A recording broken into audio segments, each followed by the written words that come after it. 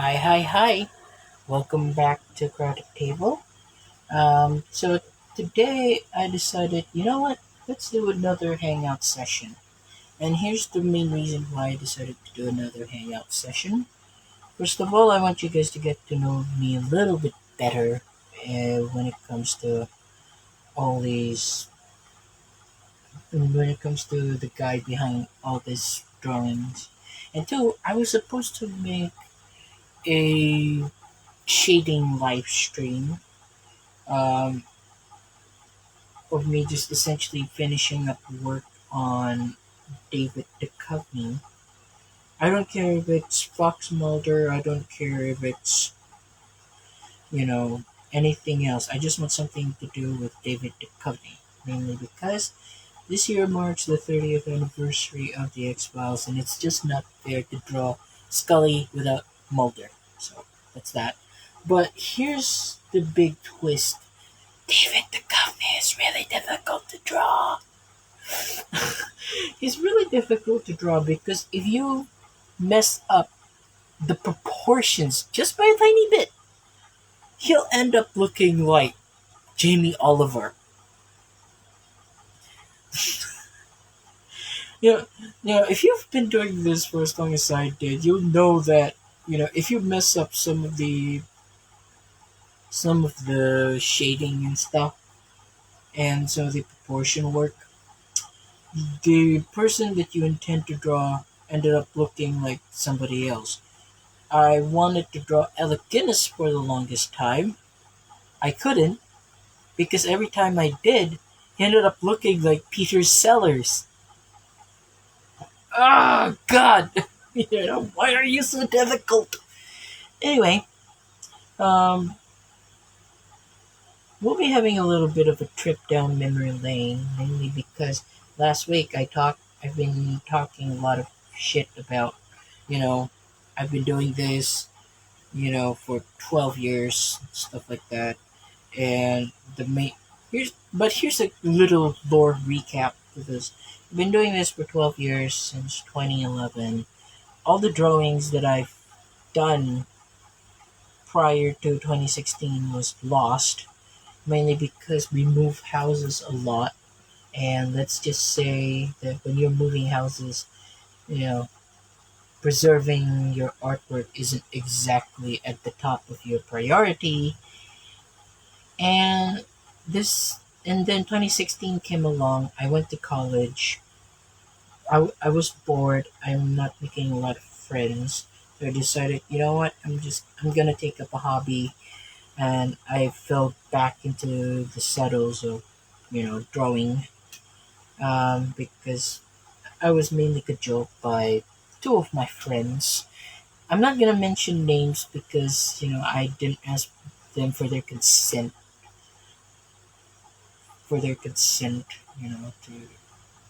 to name drop them like wholesale. So I'm just gonna tell them friend one and friend two. Friend one was my roommate at the time, and he essentially said to me, "What have you been doing? With your life? Like, do you have a hobby and all that kind of stuff?" I was like, "Yeah, I have hobbies. I used to draw." I was like, "But what happened?" I was like, I stopped drawing," and he was like, "Okay, why don't you go back into the saddle? Because you said you can draw, but nobody's going to believe you that you can draw." So yeah, I ended up taking him up on the challenge. And my second friend, who is my senior, he is in his third year of de- degree studying, mentioned to me that, okay, you keep drawing on these blank pieces of paper. I want you to go ahead and try to draw on a blank piece of paper, see how you will do. I took him up on the challenge, and this is where I am now today. um, so essentially, my 2016 drawing journey can be divided into two chapters. Uh, that is, I made drawings with blank pieces of paper, and then after that I start using A4 paper and blank A4 papers and all that kind of stuff. I'm not a huge fan of sketchbooks mainly because I want the freedom to be able to like mess around with the paper. It's just it's so satisfying to be able to just do this to the paper and not having to worry about you know about the quality of the paper going down. If you understand what I'm trying to get at here. So, and even then, there are some subsets to this, drawing sessions. Mainly because mainly because here's a little bit of a backstory. Sorry for lore dumping so much on the first few minutes of this video. I have like a list of a dozen people that I've been dying to draw. I wanted to draw Lena Morris. Um, I wanted to draw Steven Spielberg. I wanted to draw, all these artists that I've been fascinated by, to say the least. And there are a dozen of them. And after 2 months or so, every 2 months or so, I would go ahead and try to improve what I did wrong the first time. So if for the next few minutes you'll see the same bunch of people over and over and over again, trust me, that is not a coincidence because even I wanted to be like, okay, where did I go wrong? Where did I go right? And all that kind of stuff. So with that, we'll start off with my first ever drawing of a film director that I truly, truly, truly look up to, Spielberg. So, some backstory behind this drawing. Um, I was bored, and I really wanted to draw Lena Morris, the overly attached girlfriend. And I looked up this artist by the name of R3NDOS, Bendos. Um, so I was like, I wanted to draw like him, but I don't know how. So I ended up experimenting with several different methods. I wanted to cartoonify Lena. Didn't work. I wanted to draw in the same manner that R3 and DOS did. Didn't work. Um, I wanted to draw caricatures. Well, it extra didn't work. So I was kind of like at an impasse. Like, what is it that I'm missing here? And then I figured out there's this drawing style called stencil. I'll show you my first ever attempt at drawing stencil. It's like this. So what essentially, so this is essentially what you do. Okay, so you take up like, where's my pen? So you ended up drawing these large splotches of shapes, and then you try to go ahead and interconnect that in a manner that makes sense but still shows, you know, a kind of humanity to the shapes. So I ended up just taking that thing wholesale, and I remember liking this. I like this, but this is based on his Google image search. I don't want to like cage myself into a style that was already prevalent on Google search, on Google images. So I ended up just taking some of the basic concept and then added some extra gribbly parts to it, like this the little details around this area here, and to kind of denote hair, because back then I really am bad at drawing hairs. I'm just I'm just gonna put like little gribblies of where it is that I think hair should be to kind of like denote the kind of mass that it had. So this ended up being my first ever like official attempt at drawing somebody in my style. Not really my style really, it's just the stencil style, but you add some extra gribbly thing to it. I simply uh cannot emphasize just how nondescript my style is, to the point where I'm like, I don't know how to describe this style really. I just add a lot of stupid gribbly bits to the style. But yeah, that ended up being the case. You know what? Here's the thing. Go to Rapid Online Resizer and you go and upload a picture, and then they could generate stencils there. And that's essentially the genesis of my style. I ended up following the style um, of that online Rapid Resizer website sort of look, because I like it. It's not 100% like this, but it made sense to the kind of weirdly detailed look that I'm looking for, really. So yeah, where's the paper? So online Rapid Resizer. Mm,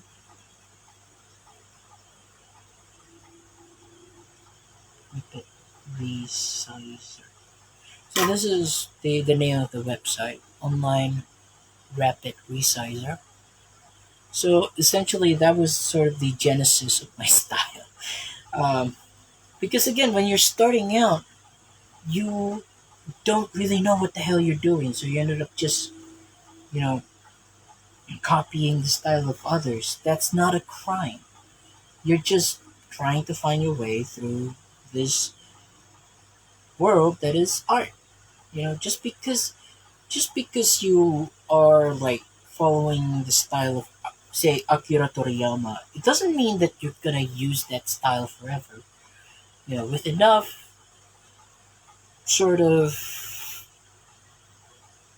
with enough practice, you will develop your style. That I can guarantee you, wholesale. I can guarantee you that. Just keep drawing. You'll find a niche. You will find something that an art style that you like and that you want to pursue.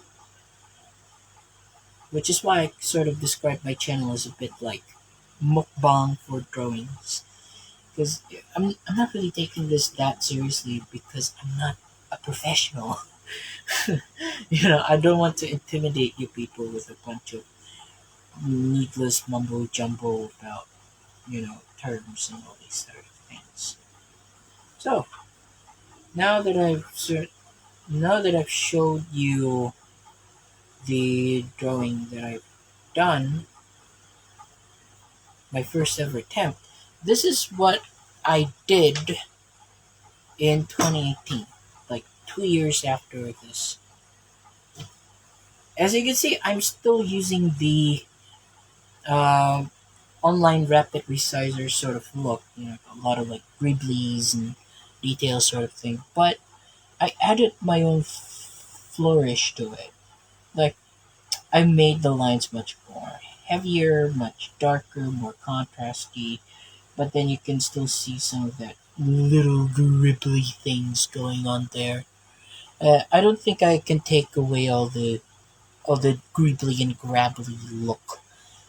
Um, Mainly because I'm so used to that by now, and yeah, if I were to take away that style, ceased to be my style per se. But yeah, I really like how this ended up looking. This is 2 years into the thing. I forgot where I put all the other advancements that I've done over the 2 year period because trust me, I made four more drawings of the guy. Now, you might be familiar with this guy mainly because we've drawn him a couple of weeks ago. This guy is William Friedkin. So, William Friedkin, this is my actually my second attempt at drawing the guy. The first attempt wasn't half as detailed as this. It doesn't have this little gribbly detail here, kind of like the notes. Like you know when you're smiling in like a, and smiling when like a camera is flashing behind you and the light just sort of hit your smile line and all that kind of gribbly detail. It's like double the shadow, you know? You know what I'm talking about? Like the double shadow sort of look. Like you have two different light sources hitting you at the same time, and you have the extra shadows on your face. Well, that's essentially what I'm trying to get at here. But there's only so much detail that I could like imply, mainly because um, mainly because I just don't have the skills back then. Like if I knew just how much more simpler it is to draw the way I do now, I probably wouldn't draw in this style. I would just you know end up making um, good drawings from the get go. But that's not exactly how us humans develop now, does it? It's not so interesting when you just move through like live without having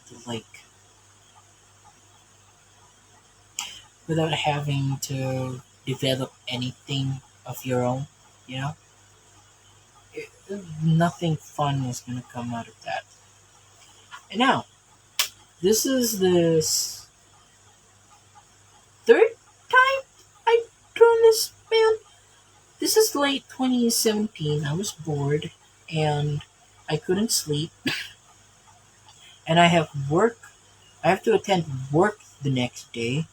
So, in a bid to kind of like exhaust myself, I ended up drawing this picture of William Friedkin, and I nearly died from exhaustion. Well, died is kind of like uh, such an exaggeration, but I was so exhausted, my eyes were burning. I'm just like, just sleep. Then, after completing this drawing, I went to sleep, and I had to wake up 3 hours later. And let's just say my mood wasn't in the best. I'm not exactly in the best mood, like at the time. No, but I'm not exactly going to take it out on people that had nothing to do with my foibles. Mm. So yeah, that's an interesting backstory behind it. But as you can see, it's still the same concept. It's just that I got much bolder with the lines. I added more wibbly grabbly stuff to it, and I ended up just embracing this style for the next few years or so. And this is still my latest drawing of the guy. As you can see, I got even bolder with with the shading here. Um, some say it's a bit of a downgrade because I don't have the extra wibbly and grabbly, but I just like how I just like the way the shadows sort of form on his face. He had such an interesting sort of cavernous face,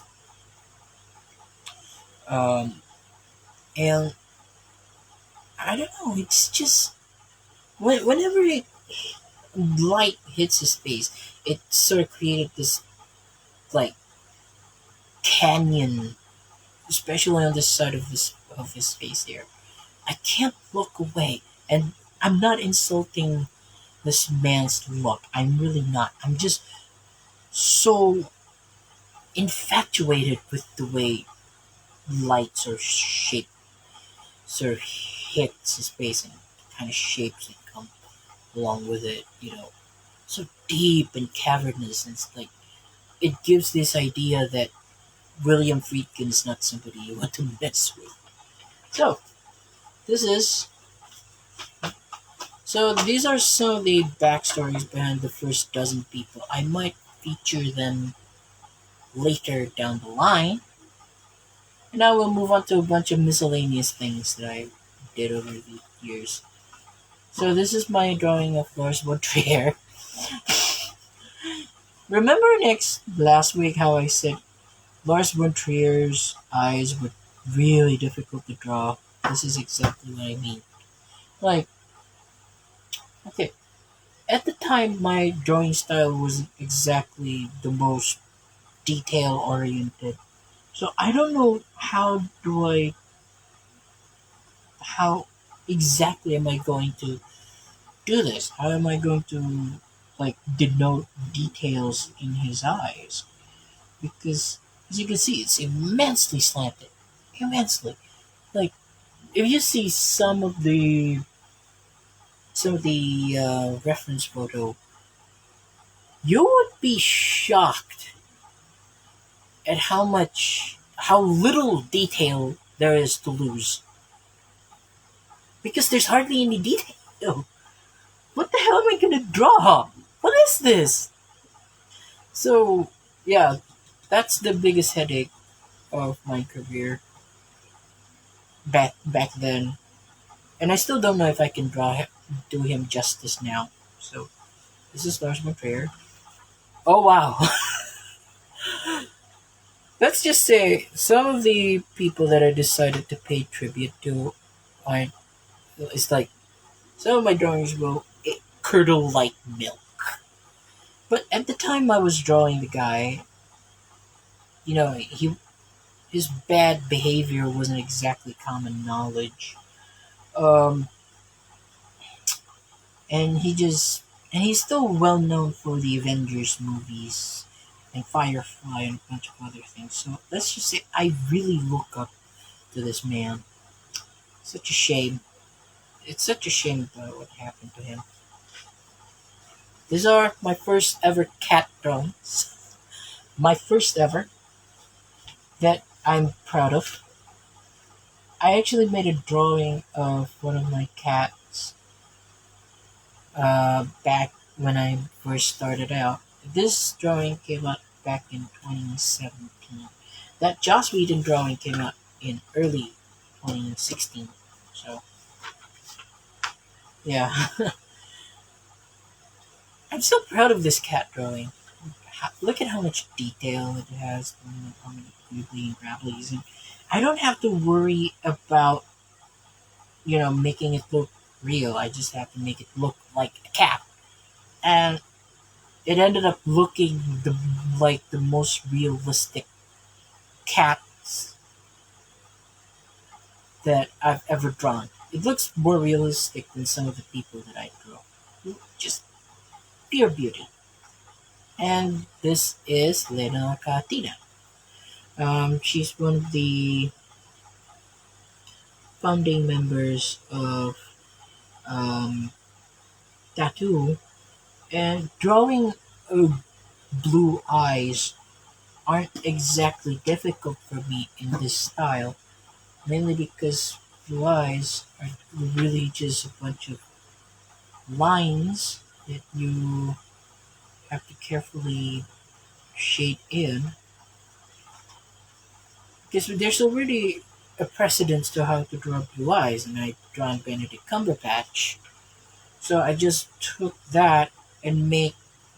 So I just took that sort of thing, and then I made it, and then I translated it almost wholesale for Lina Katina, except that this had like eyeliners, so the lines have to be much more much more crisp and clear. It's just that now that 7 years have passed and I've done so many other drawings that I've done. If I were to draw Lena Katina's face now, I would probably add some extra shading in here, add some extra layer of detail,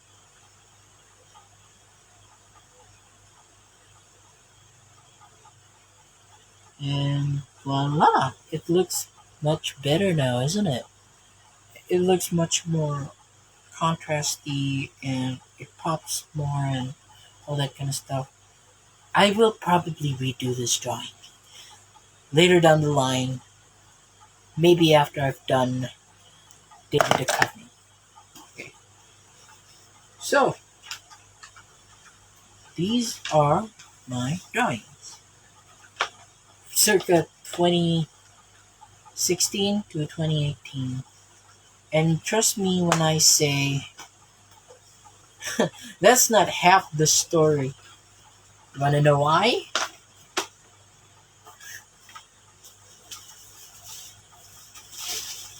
This is why. There's more. There's more. There are perhaps nearly a ream's worth of paper in this here plastic. Just hundreds upon hundreds of drawings over the course of 3 years, just compiled together into this. And that's not the full extent of my collection. There are more. There are more. And to quote and paraphrase Perspective End, that's not half of what I have to show you, but it's more than enough then. It's more than enough of what I have to show you. There's so much drawings. And so comes the big question. Where's Gillian Anderson? Well, I don't have any drawings of Gillian Anderson. Not because I lost it or anything of that ilk. I'm just not into her back then. I'm just not into Gillian Anderson. So don't ask me, where's your Gillian Anderson drawing circa 2016? Don't bother because it doesn't exist. It really doesn't exist. However, I am interested in exploring how 2016 me would go ahead and draw this Gillian Anderson drawing. How would I draw it back in 2016? We'll explore that next week, God willing. So, that will be all from me for now. I hope you guys enjoyed this video. And if you do enjoy this video, don't forget to like, comment, subscribe, ring the bell icon, whatever the hell. And I'll see you next time. Take care.